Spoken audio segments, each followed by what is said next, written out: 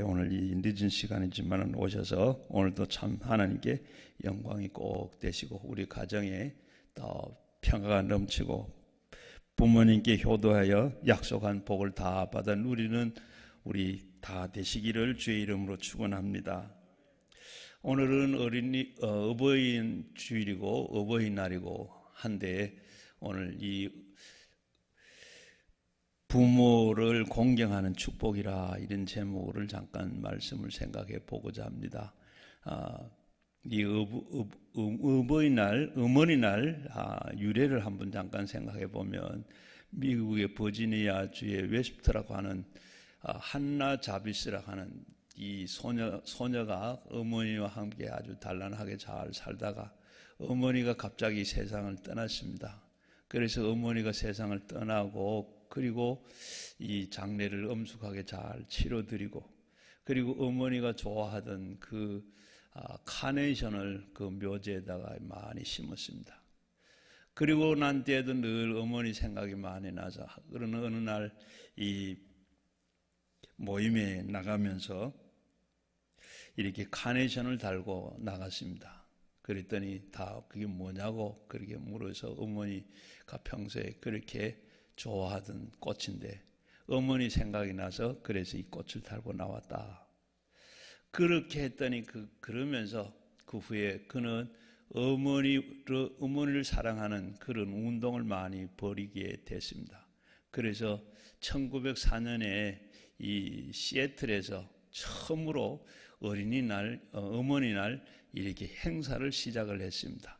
그 후에 1914년에 윌슨 대통령이 5월 8일을 어머니날로 이렇게 정해가지고 그 시초가 이렇게 됐습니다.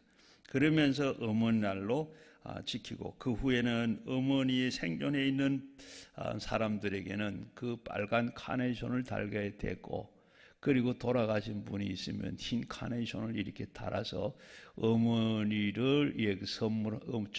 어머니에게 선물을 하고 또 이렇게 해 왔었어요.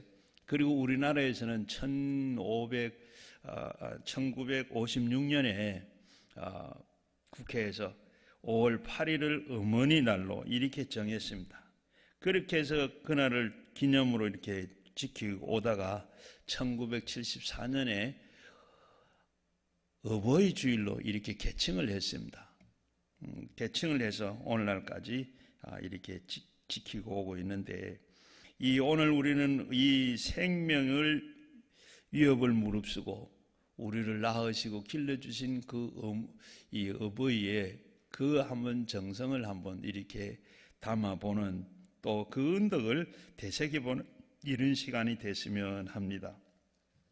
우리 모두는 이렇게 하나님의 은혜와 이 어버이에 대한 공경심을 다시 한번 이렇게 회복하는 그런 시간이 됐으면 합니다. 세상에서 가장 정다운 이름이 어머니, 아버지, 그 가운데도 어머니 하면 그 속에는 많은 뜻이 담겨 있죠. 정성스러운 것과 따뜻한 것과 눈물겨운 것과 또 포근한 것과 그리고 사랑이 넘치는 것, 용서하는 것, 흐뭇한 것. 어머니 하면 그 말 속에 이런 모든 것이 다 포함이 되어 있습니다. 그래서 우리가 세상에 태어나서 제일 먼저 하는 말이 뭐죠? 엄마. 학교 갔다 와서도 그 다음에 문을 열고 들어오면서 엄마. 길을 가다가 넘어지면 엄마. 또 힘들고 몸이 아프고 하면 신음 속에서 엄마. 시집간 딸은 괴로울 때 또 그리고 외로울 때 엄마. 이 분명한 이보다 더 정다운 이름이 없습니다. 어머니가 없는 사람은 얼마나 쓸쓸할까. 세상에 어머니의 이 아버지들은 참 측은하죠. 그러나 이 어머니 날만 해도 아마 거기에 대해서 불만을 가질 사람은 별로 없을 겁니다. 어머니가 없는 집은 참 온기가 없는 냉방과 같은 쓸쓸할 수밖에 없습니다. 탕자 비유에서도 보게 되면 거기에 어머니라는 단어가 하나도 없어요. 한 번도 안 나와요. 비유를 한 말씀이지만은. 그래서 어느 주석가는 탕자가 집을 나간 이유는 어머니가 없었기 때문이다. 비학적인 이런 해석을 하기도 했습니다. 세상에서 어느 것도 모성애보다 더 강하고 아름다운 것은 없습니다. 원숭이에게 새끼를 떼놓고 그리고 그 원숭이의 속을 이렇게 다 해부해서 봤더니 간이 다 녹아서 없더랍니다. 하물며 이렇게 자기 새끼에 대한 이 짐승도 애정이 그러하거늘 하물며 자식을 사랑하는 그 어버이의 마음이 어떠하겠습니까? 어머니는 자식의 성공과 그리고 행복을 위해서 쏟는 그 사랑과 정성과 희생은 한이 없고 크기로 한이 없이 깊습니다. 성경은 이처럼 하늘보다 높고 바다보다 깊은 어머니의 그 사랑을 받고 자란 자녀들에게 너희 부모에게 주 안에서 순종하라. 이것이 옳다라고 말씀하고 있습니다. 성경에서 말씀하는 자녀들은 도리는 주 안에서 순종해라. 주 안에서 순종해라. 이 말은 주라고 붙인 이 말은 무조건 순종하라고 하는 것이 아니고 주 안에서 순종하라고 이렇게 단서가 붙어 있습니다.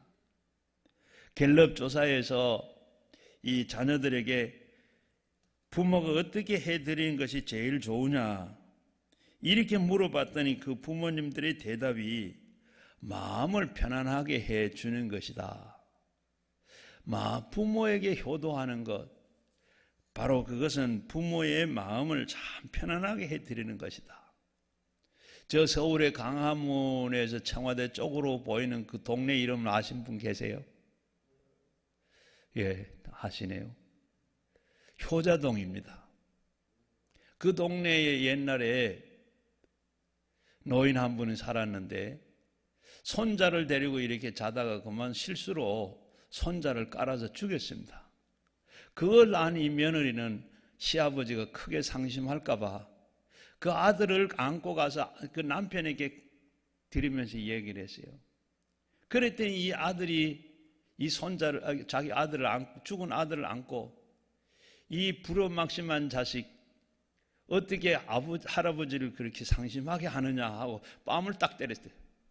그랬더니 죽었던 이 아들이 살아났다고 그럽니다. 그래가지고 이게 그 다음부터 소문이 나가 그 동네를 효자동이라 해라. 효자동이 됐어요. 우리는 부모에게 하나님의 명령이요 계명인 내 부모를 공경해라. 이것은 지켜도 되고 지키지도 안 해도 되는 게 아닙니다. 이건 계명이요 하나님 명령입니다. 출애굽 20장 12절 말씀에 보면 내 부모를 공경하라. 그리하면 내 하나님 여호와가 네게 준 땅에서 내 생명이 길리라 하셨습니다. 그냥 명령만 한 것이 아니라 그 뒤에 명령 뒤에는 그렇게 지키면 따르면 어떻게 해요? 내가 잘 되고 생명이 길다. 우리는 부모에게 어떻게 효도해야 할 것인가? 성경에 보면 확실하게 알 수가 있습니다. 레위 19장 3절 말씀에 너희 각 사람은 부모를 경외해라. 부모를 경외해라. 하나님을 경외하듯이 내 부모를 그렇게 경외해라.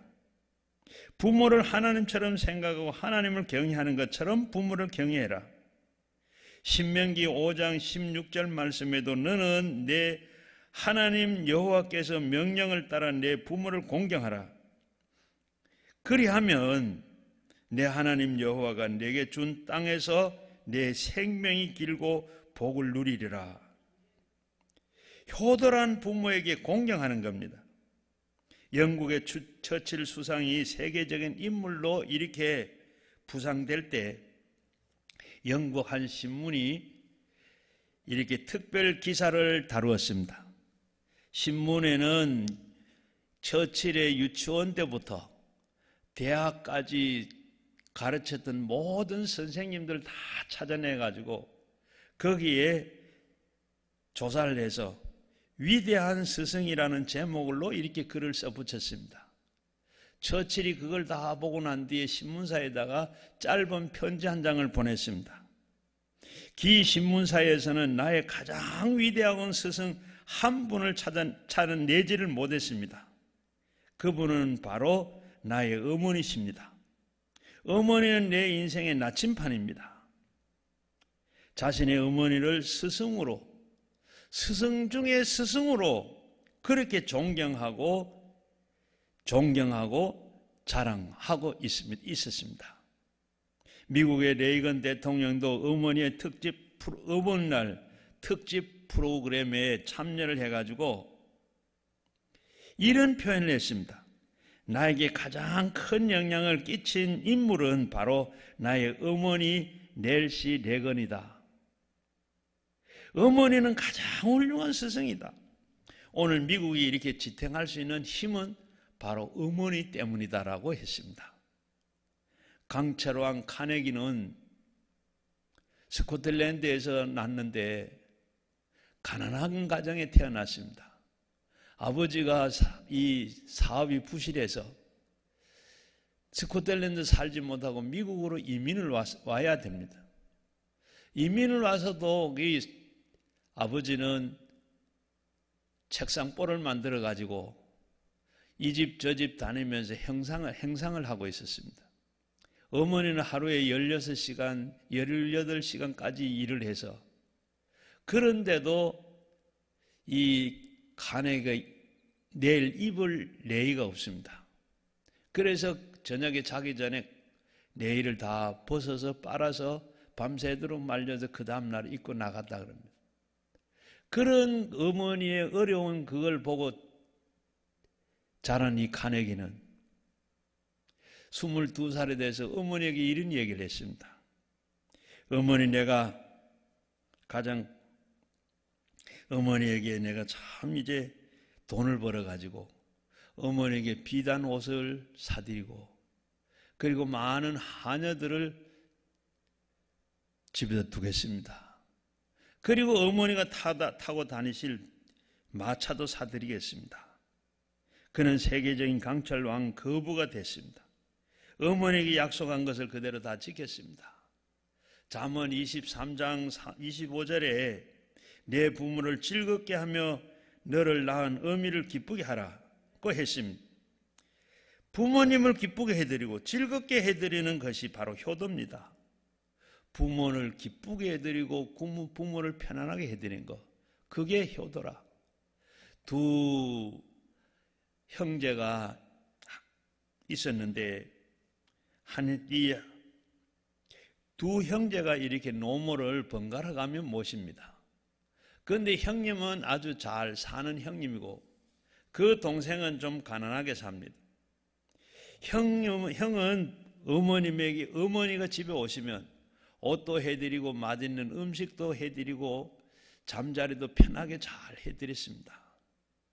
그런데 이 어머니는 동생 집에 돌아가면 음식도 나쁘고 그리고 잠자리도 불편하고 도무지 형님 집에 그런데 돌아올 생각을 하질 않습니다. 그래서 하루는 큰아들이 어머니에게 물었어요. 어머니, 왜 저희 집에는 안 오시고 자꾸 그 동생 집에만 계시려고 그럽니까? 그러니까 이 어머니가 이렇게 대답을 합니다.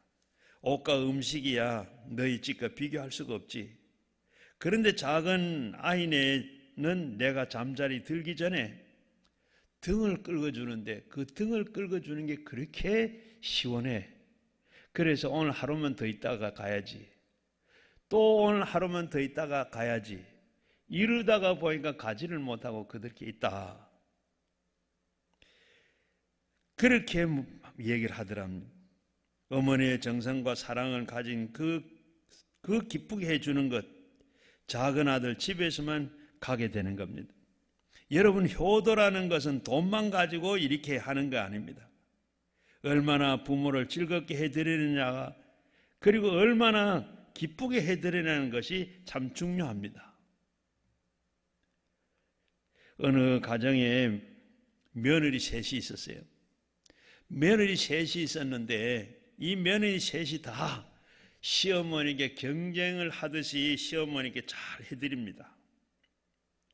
그들은 어머니에게 환심을 사기 위해서 경쟁하다시피 시어머니에게 잘하고 있습니다. 그 이유가 있어요. 어머니 손에 커다란 다이아몬드 반지를 끼고 있습니다. 거기에 관심이 있었던 거예요. 그리고 시어머니가 얼마나 지혜가 있는지, 이 며느리가 오면 이 손가락을 폈다 오므렸다 이걸 자꾸 관심을 가지게 만듭니다. 그리고 큰 며느리가 오면 큰 며느리에게 이것을 물려줄 것 같이 그렇게 암시를 했습니다. 작은 며느리에게도 마찬가지요. 그리고 셋째 며느리도 마찬가지입니다. 이렇게 반지를 물려줄 듯 하니까 온갖 정성을 다해가지고 효도를 다합니다. 그러던 어느 날 어머니가 그만 세상을 떠났어요. 그래서 이 세 며느리는 땅을 치우면서 대성통곡을 합니다. 왜 그런 줄 아십니까? 어머니가 가지고 있었던 그 다이아몬드 반지는 진짜가 아니고 아주 싼 가짜였습니다. 이때까지 그 반지 때문에 그렇게 했는데 가짜 반지가 되니까 그동안에 쏘은 것이 너무 원통해서 가슴을 치면서 대성통곡을 했다 그럽니다. 공경이 없는 순종은 위선입니다. 하나님 우리의 겉사람을 보지 아니하시고 속사람 중심을 보십니다. 따라서 겉으로 드리는 순종도 중요하지만은 더 중요한 것은 마음의 공경입니다. 부모는 진심으로 공경할 수 있는 자녀가 될 수 있도록 우리는 그렇게 키워야 되겠고, 그러기 위해서는 내가 내 자신이 먼저 우리 어른들에게 공경을 해야 됩니다. 본을 보임으로, 그리고 우리는 절로 그렇게 공경하게 되는 것입니다. 작년에 효도상을 받은 분이 70이 넘은 분이 효도상을 받았어요. 이분은 자기 집에 농촌에서 농사를 지으면서 90이 넘는 시어머니를 한 주간에 2번 이상 이렇게 목욕을 시켜드렸다 그럽니다. 어머니를 정성을 다해서 이렇게 봉사하고 섬겼으니 얼마나 아름다운 모습입니까? 효도라는 것은 이렇게 부모를 즐겁게 기쁘게 해드리는 겁니다. 1절 말씀에 자녀들아 주 안에서 너희 부모에게 순종하라. 이것이 옳은 것이니라. 효도는 부모의 말씀에 순종하는 겁니다. 그러나 그 순종도 주 안에서 해야 되는 겁니다. 미국에서 중고등학교에서 효도하면 제일 많이 인용하는 사람이 누군지 아십니까? 바로 조지 워싱턴이라고 그럽니다. 이 워싱턴은 바다를 벗삼아서 세계를 향해서 멋진 선장이 되고 싶었습니다. 그래서 바로 선박회사의 선원으로 취직을 해서 먼 바닷길을 떠나려고 어머니에게 작별 인사를 드렸습니다. 그런데 어머니가 아들이 저 바다로 나가서 작별 인사를 하는 거 보고 언제 어떻게 되려는지도 모르겠고, 그러면서 이 어머니는 이별하는 그 아들을 아쉬워하면서 울었다고 그럽니다. 그걸 본 아들은 어머니의 눈물과 내 꿈을 바꿀 수 없다, 이런 생각을 하면서 이 워싱턴은 항해를 포기했다 그럽니다. 그러니까 그 어머니가 그 아들을 머리에 손을 얹고 축복 기도를 해드렸다 그럽니다. 부모를 공경하는 사람은 앞길이 평탄할 것이다. 하나님 네게 복 주실 것이다. 결국 워싱턴은 선장 대신에 대통령이 됐습니다. 하나님을 부모를 공경하는 사람에게는 장수하고 명예의 이름을 주신다고 했습니다. 복을 주신다 이랬어요. 효도는 이렇게 부모에게 순종하는 겁니다. 굴종이 아니라 복종이 아니고 기쁜 마음으로 순종하는 것이 바로 효도다. 이삭은 참 효자였어요.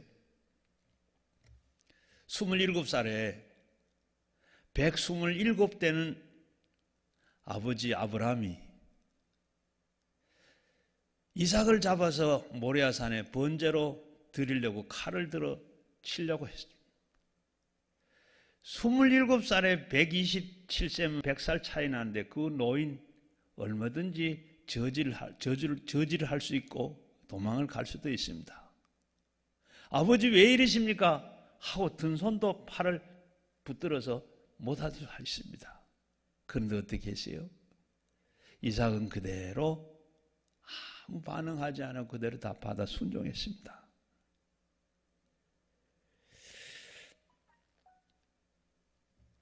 예수님이 하나님 아버지의 말씀에 순종해서 하늘 보좌를 다 버리시고 십자가 위에 다 돌아가시면서 세상에 오셨습니다. 십자가 못 박혀 죽으실 때 뭐라 그랬어요? 아버지여 내 뜻대로 마옵시고 아버지의 뜻대로 하옵소서 하시면 순종했습니다. 효도라고 하는 것은 부모의 뜻을 따라서 순종하는 겁니다. 우리는 부모에게 순종하고 공경해야 합니다. 이 공경이라는 부모가 사랑하고 섬기고 존경하는 겁니다. 부모를 높여드리는 것을 자랑하는 겁니다. 비록 부모님이 부족하다 할지라도 내 부모를 공경하는 것이 효도입니다. 모든 부모가 다 완전하지는 않습니다. 부모 노릇 제대로 못한 분도 얼마나 많고 자녀를 노엽게 한 일이 얼마나 많습니까? 자녀들에게 상처를 준 일이 얼마나 많습니까? 그러나 우리는 부모이기 때문에 나를 낳아주고 나를 길러주고 한 것에 대해서 우리는 감사하고 공경해야 됩니다. 부모를 공경하는 것은 하나님의 명령이고 그렇게 할 때 하나님께서 축복을 우리에게 주시기 때문입니다. 부모의 존재는 하나님의 대리자입니다. 종교개혁자 마르틴 루터는 부모는 이 세상에 하나님의 대리자라고 그랬습니다. 무슨 말인가 하면 하나님은 인간의 생존할 수 있도록 돌보아 주시는데 특히 부모를 통해서 하나님께서 하신다는 겁니다. 실제로 부모는 하나님께서 맡겨주신 자식들에게 이 세상에서 하나님 대리자로 여러 가지 역할을 다 감당하고 있습니다. 그 가운데 몇 가지를 정리해 보면 제일 먼저는 우리의 생명의 대리자입니다. 하나님이 우리를 보내주셨지만은 그러나 부모를 통해서 우리가 이 세상에 왔습니다.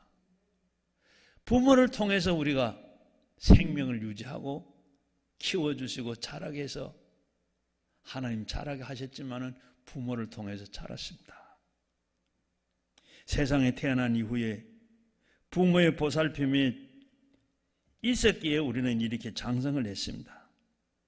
아무리 잘난 사람이라도 스스로 태어난 사람은 없고 스스로 장성한 사람이 아무도 없습니다. 그런 점에서 부모님은 우리에게 하나님의 대리자로 우리의 육신의 생명을 이렇게 주신 분이십니다. 그리고 또 하나는 지혜의 대리자입니다. 부모는 또한 우리 자식들에게 지혜의 대리자. 우리 인생을 살아가는 데 있어서 필요한 지혜는 학교에서 다 배운 것 같으나 실제로는 가정에서 부모에게 다 배웠습니다. 제일 먼저 말하는 것도 배우고, 똥오줌 가린 것도 배우고, 밥 먹는 것도 배우고, 걸음마 하는 것도 배우고, 우리가 다 이렇게 예의 범절까지, 그리고 사는데 모든 것이 다 부모님의 지혜로 우리가 다 배웠어요. 학교에서 배운 것도 있지만은 그런 점에서 부모님은 하나님의 대리자로 우리의 인생의 지혜를 다 전수해 준 분이다. 그리고 세 번째, 사랑의 대리자입니다. 하나님은 사랑의 하나님이신, 부모님은 이 자녀들을 사랑의 대리자입니다. 인간은 사랑을 먹고 자랍니다. 인간은 사랑을 먹고 사는 존재입니다. 무엇보다도 하나님의 사랑이 필요합니다. 그런데 하나님의 이 사랑의 상당한 부분들이 부모를 통해서 받게 됐습니다. 부모님의 사랑은 이 세상에서 하나님의 사랑과 가장 흡사한 사랑입니다. 하나님의 사랑은 어떤 사랑입니까? 무조건적인 사랑입니다. 무한대 사랑입니다. 물과 공기도 우리에게 필요한 대로 대가 없이 우리에게 다 주셨습니다. 독생자 예수님을 인간을 보내시고 우리를 대신해서 십자가의 대속의 제물이 되시고, 그 사랑은 엄청난 사랑입니다. 주고 또 주고 또 주고 주는 그 사랑, 그게 바로 하나님의 사랑입니다. 부모님이 이런 사랑을 자식들에게 다 베풀어 주셨습니다. 물론 하나님처럼 완전하지는 못하지만은, 그러나 인간 수준에서는 가장 큰 사랑입니다. 그런 점에서 부모님은 하나님의 대리자로 우리 인생에 필요한 사랑을 다 베풀어 주신 분입니다. 이와 같은 부모님이 없었다 그러면 과연 우리가 존재할 수 있는가? 한마디로 볼 때 불가능하죠. 하나님의 창조 법칙과 그리고 자연의 법칙, 부모의 본성을 주셨습니다. 만일에 이런 본성이 없었다 그러면 결코 이 세상은 존재할 수가 없고, 만물의 영장인 인간뿐만 아니라 미물이라도 이렇게 본성을 가지고 다 살고 있습니다. 제일 여기에 펭귄이라는 새는 저 남극에 삽니다. 그런데 이 새는 얼음 위에 살아요. 그런데 알을 놓으면 얼음 위에 낳습니다. 얼음 위에 낳는데 어떻게 알이 거기 새끼가 깨어날 수 있겠어요? 그러면 알을 낳으면 이 아버지가 그 알을 보름 동안 안고 있어요. 안고 있으면 그 열로 인해서 부화가 됩니다. 보름 동안 아무것도 먹지도 안 하고 깨일 때까지 그걸 끌어안고 있어요. 그리고 어머니는 바로 깨어나면 먹이기 위해서 저 파도로 나가서 얼음 속에 들어가서 다 물고기를 잡고 새끼가 먹을 것을 다 속에다 넣어요. 그리고 보름이 돼서 오면 임무교대를 합니다. 그리고 또 다른 짐승이 다 그렇지만은 사람 말고는 다르죠. 나면 바로 움직입니다. 이 펭귄도 마찬가지, 깨어나면 알에서 부화가 되면 바로 깨어다니는데 이 발가죽, 얼음 위에 발가죽이 얇아서 살아남지를 못해. 그러면 이 어미가 와가지고 아버지는 가고, 아버지는 그렇게 듣고 하다가 보름 동안 아무도 못 줘 탈진이 돼가지고 죽는 경우도 있고, 다시 먹이를 찾아서 나가는 그런 애비도 있고.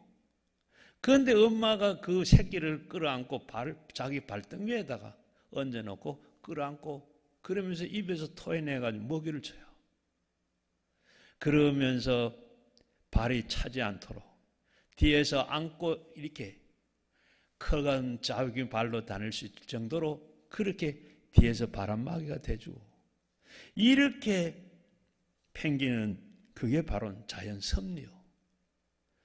이렇게 짐승들에까지, 미물에까지 이렇게 인간은 부모를 더욱더 그런 존재입니다. 한마디로 말하면 하나님은 우리의 생존을 위해서 부모를 주셨고, 부모가 없으면 아예 생존이 불가능합니다. 우리는 한시도 부모가 하나님의 대리자라는 사실을 잊어서는 아니 됩니다. 그리고 부모를 공경은 바로 계명에 약속된 계명입니다. 부모님이 하나님의 대리자라는 사실을 오늘 성경 말씀에서, 또 성경은 자녀들이 당연히 부모를 공경해야 된다고 말씀하고 있습니다. 1절 말씀에 자녀들아 너 주 안에서 내 부모를 순종하라 이것이 옳으니라. 옳다고 하는 이 말은 자연 법칙입니다. 인간이 당연히 그럴 수밖에 없습니다. 그래야 된다는 말씀입니다. 물이 자연의 법칙, 물은 위에서 아래로 흘러내리는 것이 이게 자연의 법칙입니다. 물을 아무리 흐르는 물을 기계로 빨아올리면 그 힘이 떨어지는 순간에 어떻게 내려간다는 말도 싹 내려가 버려요. 이게 자연의 법칙이고, 그렇게 다 되어 있는데 이것이 바로 부모를 공경하는 것이 옳으니라. 부모를 공경하는 당연하고 마땅한 이고 자연 법칙이다. 그래서 네 아버지 어머니를 공경해라. 이것이 약속에 있는 첫 계명이라 그랬습니다. 약속에 있는 첫 계명이라고 이렇게 표현했는데 두 가지로 나누어 생각할 수 있습니다. 가장 큰 계명, 부모를 공경하는 것이 첫 계명이라 했습니다. 이 말은 순서상으로 보면 첫 번째라는 뜻도 있고 가장 중요하다는 뜻도 포함되어 있습니다. 우리가 잘 아는 대로 계명은, 10계명은 바로 1계명에서 4계명까지, 그리고 이 1계명에서 4계명까지는 하나님과의 관계, 수직적인 관계를 말합니다. 그것을 바로 대신 계명이라고도 합니다. 5계명에서 10계명까지는 인간과 인간관계 속의 계명입니다. 이것은 대인 계명이라고도 합니다. 이 계명이 그렇게 한데 출애굽기 20장 12절 말씀을 보면 내 부모를 공경하라. 그리하면 내 하나님 여호와께서 내게 준 땅에서 내 생명이 길리라. 신명기 5장 12절 말씀입니다. 너 내 하나님 여호와를 명령을 한 대로 내 부모를 공경하라. 그리하면 내 하나님 여호와가 내게 준 땅에서 내 생명이 길고 복을 누리리라. 약속에 딸린 계명입니다. 우리가 이 5계명을 보면 부모를 공경하는 명령 뒤에는 부록이 약속되어 있습니다. 그래서 약속이 있는 계명이라 이렇게 표현하고 있습니다. 10계명 중에 2계명에 보면 5계명과 마찬가지로 그 뒤에 부록이 따라 있습니다. 거기에는 이 계명을 지키면 복을 주겠고 지키지 않으면 저주를 받는다. 이 뒤에 이렇게 부록이 따라 있는데 이것은 2계명에 붙어 있는 게 아니라 전체 계명 안에 그걸 말하고 있습니다. 계명을 다 지키면, 10계명을 다 지키면 이렇게 복을 받게 되고 지키지 않으면 저주를 받게 된다 하는 말씀과 같습니다. 자, 이렇게 보면 이 계명은, 의무로 보면 5계명은 축복의 약속이 딸려 있는 점에서 의무고 특권이 있습니다. 지키면 지킬수록 수지 맞는 일입니다. 그래서 3절 말씀에 보면 이렇습니다. 하나님이 약속하신 그 축복이 어떤 것인지 3절에는 이렇게 했어요. 이로써 네가 잘되고 땅에서 장수하리라. 이로써 네가 잘되고, 이로써 내가 잘되고, 이 말에는 삶의 질이 좋은 것을 약속하고 있습니다. 그리고 땅에서 장수하리라. 삶의 양과 그리고 삶의 길이를 이렇게 말씀하고 있습니다. 병들고 가난하고 비참하게 그렇게 사는 것이 아니라 근근히 그렇게 살아서 백살을 부재한다 하는 말씀이 아니고 내 모든 것이 이렇게 부모를 공경하고 하면 내가 형통하게 되겠고 즐겁고 행복하고 자랑스러운 복된 일들이 오래 있도록 하겠다 하는 약속의 말씀입니다. 이삭은 아버지의 존경했습니다. 그리고 그래서 그는 생명을 빼앗으려고 하는데도 순종했습니다. 하나님은 이삭에게 복을 주셨어요. 창세기 26장에 보게 되면 이삭은 우물이 가는 곳마다 파는 데마다 우물이 그냥 그대로 우물이 나왔습니다. 그대로는 지금 우물은 굉장히 또 재산입니다. 가는 데마다 이 이삭은 땅을 파기만 하면 물이 나왔어요. 이게 자기가 재주가 있는 게 아니라 하나님이 그래 약속한 대로 그대로 준 겁니다. 또 그뿐만 아니라 가서 농사를 짓지 않는 사람인데 농사 지어본 일이 없어요. 그런데 그 기근 때요. 그런데도 농사를 지으니까 그의 100배의 축복을 받았더라. 그래가지고 그는 하나님께서 거부가 되게 했더라. 창세기 26장 12절 말씀에 보면 이삭은 그 땅에서 농사에 그 해에 100배나 얻었고 여호와께서 복을 주심으로 그 사람은 장대하고 왕성하여 마침내 거부가 되어 이삭이 농사가 잘 되고 거부가 된 것은 하나님께서 그에게 복 주셨기 때문인 줄로 믿습니다. 하나님 앞에 순종하고 하나님 앞에 순종하고 했을 때 이렇게 하나님께서 복을 주신 겁니다. 그뿐만 아닙니다. 이삭은 땅에서 장수했습니다. 이삭이 몇 살까지 살았죠? 180살까지 살았습니다.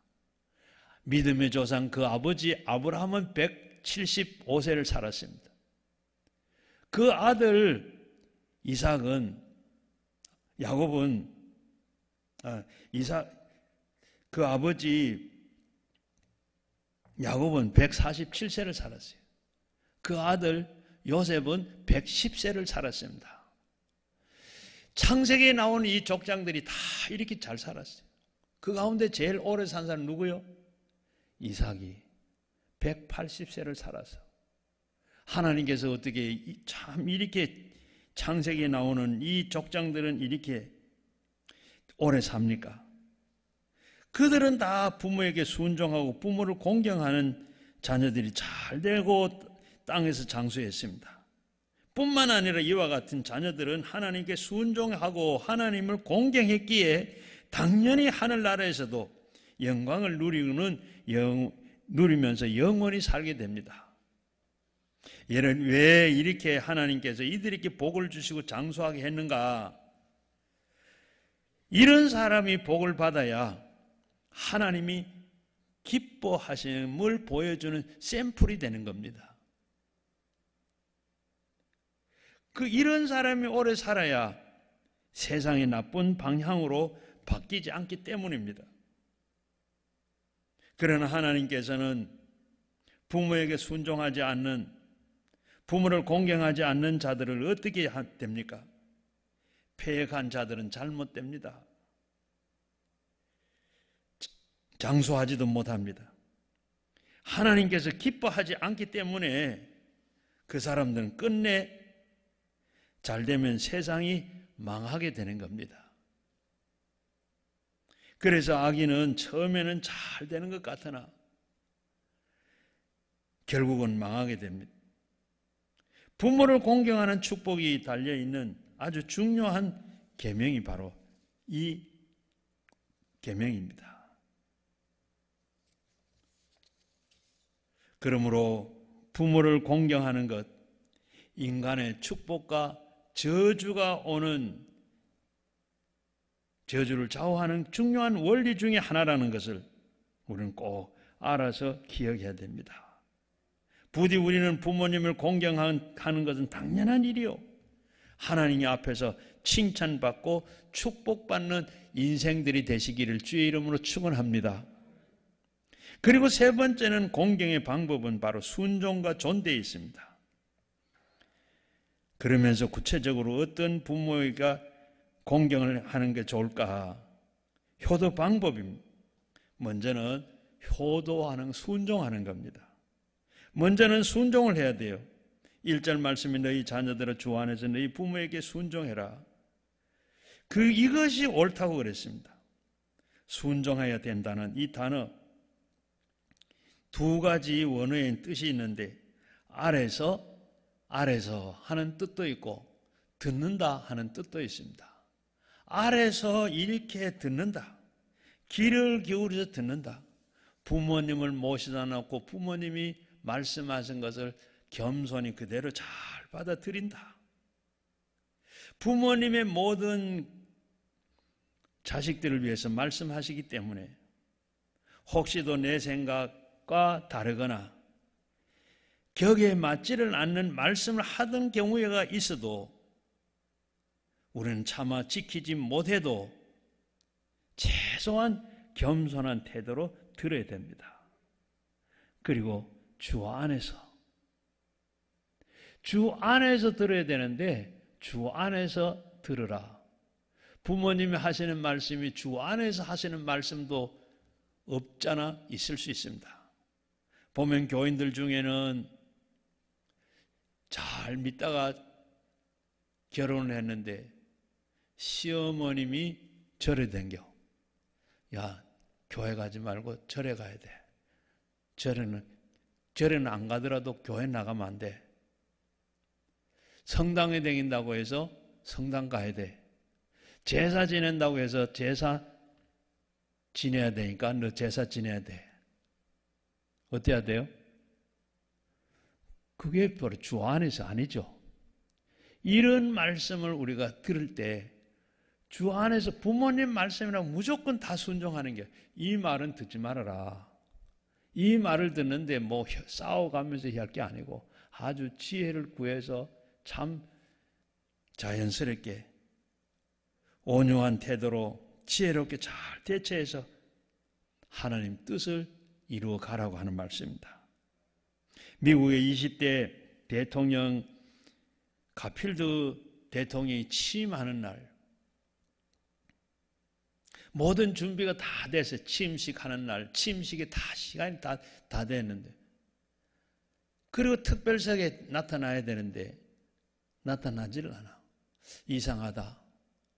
그렇게 하고 있는데 이 가필드가 이 노파를 모시고 왔어요.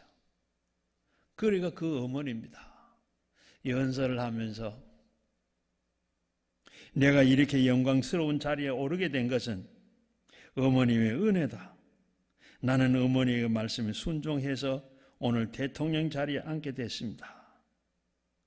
어머니의 기도와 눈물에 감사할 줄로 가필드는 알고, 그래서 오늘 지금 내가 여기 늦은 것도 어머니를 여기 모시려고 했는데 어머니가 안 오시려고 그래서, 그럼 엄마가 안 가면 나도 안 갑니다. 그래가지고 모시고 왔다는 거예요. 여러분, 우리 내일 모레 취임하는 우리 대통령도 이랬으면 좋겠습니다. 그러면 다 효도하는 것 얼마나 교육이 되겠어요. 그리고 그 다음에는 공경인데, 2절 말씀에 내 아버지 어머니를 공경하라, 이것이 약속 있는 첫 계명이니, 공경한다는 것은 바로 가치를 인정하다, 존귀 여기다. 또 그 가운데는 카페드라고 하는 그 말은 간이라고 하는 말. 우리의 시체 중에 이 간, 적은데 아주 무게가 있습니다. 이와 마찬가지로 무게 있게 잘 섬겨라. 어려울 때가 많이 있습니다.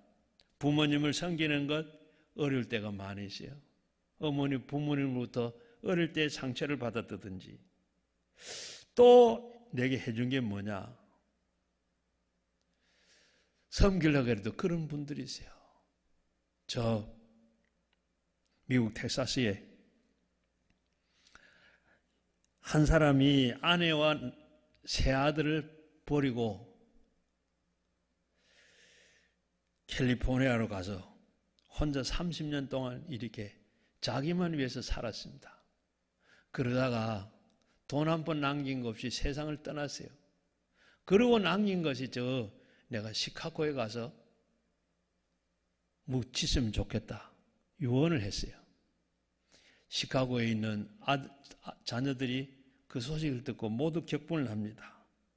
그 사람이 우리에게 뭘 해줬는데, 아버지가 우리를 위해서 뭘 했는데, 그 사람 때문에 우리 어머니 우리가 얼마나 고생을 했는데 왜 우리가 그 시체에 수고를 해야 되고 돈을 들여야 되는가?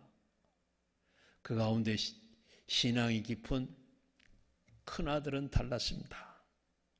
동생들에게 불평을 들었습니다.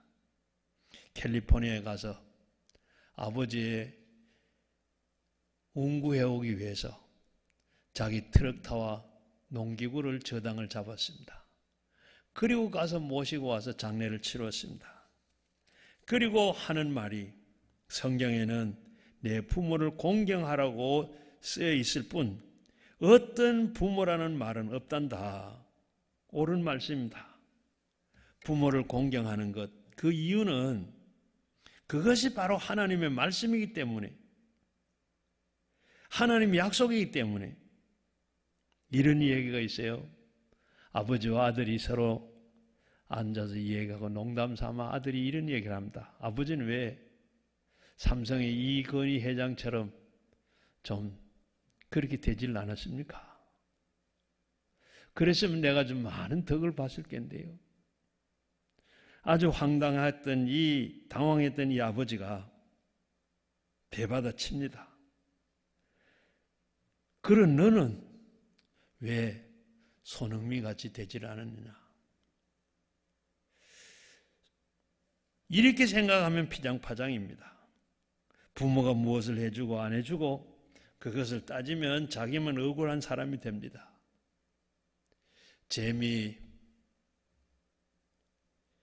교포 가운데 미국 상원 의원인 신호범 장로님이 얘기입니다.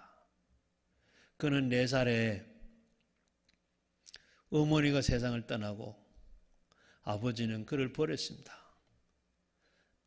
돌아다니다가 그만 거지가 됐어요. 그러다가 참 다행히 미군 부대 하우스보이로 들어갔습니다. 그러다가 미군이 본국으로 돌아가면서 양자로 삼았어요. 그 집에 이렇게 19살인데 입양을 하게 됐습니다.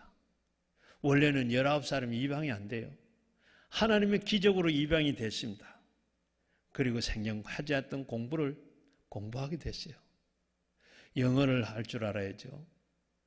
참 천신만고 끝에 박사가 됐습니다. 대학 교수가 됐어요. 워싱턴 상원 의원이 됐어요. 한국 올 기회가 여러 번 있었어요. 한국에 와서 자기 아버지가 자기를 왜 버렸는가 너무 궁금했어요. 아버지를 찾았어요. 수소문을 내가 찾았는데 가서 보니까 판잣집에 이복 동생 5명이 있어요. 그리고 얘기 다 벌써 술이 채가지고 얘기도 못해요. 몇 번 갔는데 시도를 했는데 얘기가 안 돼요. 하루는 아침에 급습을 했습니다. 아버지를 만났는데 그때는 술을 한번 맨정신인데 돌아앉아서 말을 못해요. 그런데 아버지 왜 나를 버렸냐고 그렇게 얘기하니까 더듬거리면서 대답을 합니다. 자기 핏줄을 버린 사람이 어디 있냐? 그때 나는 머슴으로 팔려갔어. 이 한마디를 듣는 그 순간에 가슴에 맺혀있는 모든 스트레스가 다 빠지고 가슴에 맺혀있던 상처가 다 치유되더랍니다. 그래가지고 그때부터 자기 아버지와 그리고 동생들을 다 초청을 했어요. 생활 기반을 잡아주고 공부를 시킵니다. 그리고 참 더 놀라운 것은 자기 부인이 미국 사람인데 식구들을 모두 다 영어를 가르쳐주고 경제적으로 도와주기 위해서 아르바이트까지 하면서 전신을 이렇게 다 뒷바자를 해주었다 그럽니다. 그렇게 한 것은 바로 신앙 때문입니다. 예수 믿는 사람은 이래야 돼요. 우리 부모가 자녀들을 효도받기 위해서보다 자녀들 하나님 앞에서 축복받도록 이렇게 잘 길러야 되고, 솔직히 자녀들에게 효도받으면 좋지요. 나쁠 건 없습니다. 그러나 우리가 부모에게 효도를 받으려고 하는, 효도해야 돼. 옛말에 이런 말이 있어요. 부모가 온 효자이면 자녀는 반효자이다. 오늘 4절 말씀에서는 내 부모를 노엽게 하지 말아라. 오직 주의 교양과 훈계로 양육해라. 우리는 신앙으로 자녀들을 잘 양육해야 됩니다. 그렇게 효도받아야, 또 우리가 신앙으로 양육하지 않으면 내가 다 잘해줘도 다 지가 잘나서 그런 줄 알지 부모에게 고마워할 줄 몰라요. 소록도에서 한 목사님의 어느 쓴 감동적인 이야기입니다. 70이 훨씬 넘은 이 한 노인이 목사님을 찾아왔어요. 그러면서 소록도에 살게 해달라고 아주 이렇게 통사정을 합니다. 사연인 즉슨 40년 전에 자기 아들 중에 하나가 나병이 걸렸어요. 그래서 다른 아이들과 한 집에 같이 있을 수가 없어서 이 아들을 죽여야 되겠다 생각하고 산으로 데리고 갔어요. 앉지는 않고 몰래 일어서서 큰 돌을 들어가지고 쳤는데 그만 빗 맞았어요. 죽지 않았어. 또 다시 내려와가지고 이제는 물에 빠져서 죽자 그 생각하고 아들을 데리고 물속에 들어갔어요. 그러니까 이 아들이 하는 얘기가, 아버지, 저는 죽어도 괜찮아요. 아버지는 죽으면 절대로 죽으면 안 돼요. 왜? 다른 형제들이 있잖아요. 그래서 어쩔 수 없이 이 아들을 소록도로 보냈답니다. 소록도를 보내고 그 뒤에 낳은 자식들이 다 9명이 되더래요. 그런데 이 9명을 다 길러서 시집 보내고 장가 보내고 그리고 나눠줄 거 다 나눠주고 이렇게 하는데 그만 아내가 죽어버렸어요. 그러다가 자식들의 죽고 나니까 자식들의 눈치를 보게 돼. 그래서 이 집 저 집 전전하다가 참 인생이 참 뭐 이런 인생이 있나 하고 한탄을 하면서 그때 소록도로 보낸 아들이 생각이 나요. 죽었는지 살았는지 가서 한번 만나봐야 되겠다, 알아봐야 되겠다 하고 소록도를 찾아갔어요. 소록도를 찾아가서 그 아들을 만났어요. 만나니까 이 아들이 눈물을 흘리면서 아버지를 끌어안고, 아버지 감사해요. 이렇게 만나서 정말로 기뻐요. 40년 동안 하루도 아버지를 잊은 일이 없어요. 그러니까 이 아버지가 이 나쁜 애비 뭘 그렇게 생각을 했냐, 잊어버리지. 아니요, 내가 예수 믿었어요. 여기 와서 예수를 믿고 예수를 만나고 늘 아버지를 위해서 기도했고, 아버지가 건강하고 아버지 만나게 해달라고, 그리고 아버지도 예수 믿고 구원받게 해달라고 기도했어요. 아버지는 통곡을 합니다. 이제는 남은 생애를 이 아들과 함께 살아야 되겠다 결심을 했어요. 다행히 이 아들은 나병에서 나와서 음성 나환자 촌에서 거주를 하고 있습니다. 목사님께 간청을 해요. 제발 목사님 여기에서 제가 좀 살 수 있게 좀 해주세요. 여러분, 이 이야기를 들으면서 어떤 생각이 들어요? 9 자녀는 다 그렇게 길러서 공부시켜서 나누어줄 거 다 줬는데 아버지를 버렸어요. 버린 자식 하나는 아버지를 거두었어요.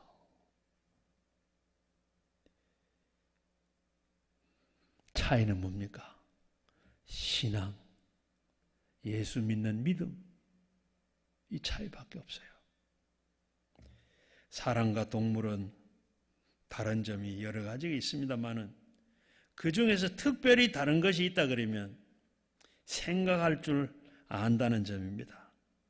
생각하는 것 중에 하나가 바로 은혜를 깨닫고 은혜를 보답할 줄 아는 것. 이게 차이가 있어요. 짐승들은 자기의 새끼를 얼마나 사랑하는지 모릅니다. 개가 새끼를 낳으면 겨울에는 어미개가 바람막이, 문막이가 돼요. 그렇게 동물들은 어미를 새끼만 사랑합니다. 조금만 어릴 때만 이렇게 사랑해요. 어미는 새끼를 이렇게 새끼일 때만 사랑합니다. 조금만 크면 어떻게 물어버리고 새끼도 자기가 필요할 때 어미를 따라요. 그러나 어느 정도 크면 떠나버리고 맙니다. 서로 물고 뜯고 싸우게 합니다. 자기가 어미인지 새끼인지도 분간하지 못하고 싸웁니다. 그러니 여기에 무슨 효가 있겠습니까? 그러므로 만일 부모님의 은혜를 모르는 사람이 있다고 그러면 바로 짐승과 같은 그런 인간이라고 할 수밖에 없습니다. 영국의 유명한 사무엘 존슨이라는 분이 있었어요. 이분은 여름에 장터에서 혼자 서서 울기만 하고 있습니다. 사람들이 인사를 해도 인사를 안 받아. 말을 걸어도 대답을 하지 않아. 1시간, 2시간, 3시간, 5시간 울고만 서 있습니다. 그래서 지켜보고 있던 제자들이 선생님 도대체 왜 그렇게 서 있습니까? 하니까 대답을 해요. 사실은 50년 전에 우리 아버지가 이 자리에서 헌책 장사를 했어. 그런데 어느 날 아버지가 건강이 안 좋으신지 몸이 좀 불편하다 그러면서 오늘 네가 나가서 가게를 좀 봐주라. 그리고 손님이 오거든 이 책을 내가 전해주기만 하면 된다. 그랬는데 나는 헌책 장사하는 것도 창피한데 내가 왜 그 일을 해요? 하면서 거절을 했네. 아버지는 그러면 그럴 수밖에 없지 하면서 아버지는 나가서 가게를 보시고 그리고 그 후에 건강이 좋아지지 않아서 시름시름 하다가 그만 세상을 떠났네. 그래서 50년이 지난 그 후에 이 자리에 서서 아버지가 부탁한 것을 거역했을 때를 생각하면서 울고 있다는 것입니다. 내가 왜 그때 거절했을까? 그걸 생각하면서 지금 그때 내가 순종을 했더라면 아버지가 안 돌아가셨을런지 이런 후회와 이런 것을 하면서 말없이 그곳에 서서 울기만 하고 있더라 그럽니다. 하루 종일 서서 울고 있는 것입니다. 우리는 어디에서 울어야 합니까? 아버지가 살아 계실 때 섬기지 못해서 우는 양심이 있습니까? 부모를 위해서 감사하고 공경하기는커녕 부모를 홀대하고 무시하고 심지어는 부모를 폭행하고 살인해까지 주저하지 않은 이 패역하고 배은망덕한 이 시대에 우리 성도들은 위로는 하나님을 섬기고 아래로는 부모를 공경 잘하는 믿지 않는 부모를 반드시 주님께로 인도하셔서 최상의 효도를 다 해드리는 자녀가 천대까지 잘 되고 이 땅에서 드리고 싶은 것 다 드리고 주고 싶은 것 다 주고 근심 걱정 없이 사시는 효자, 효녀들이 다 되시기를 주의 이름으로 축원합니다. 말씀을 생각하면 같이 우리 주여 삼창하시고 함께 기도하겠습니다.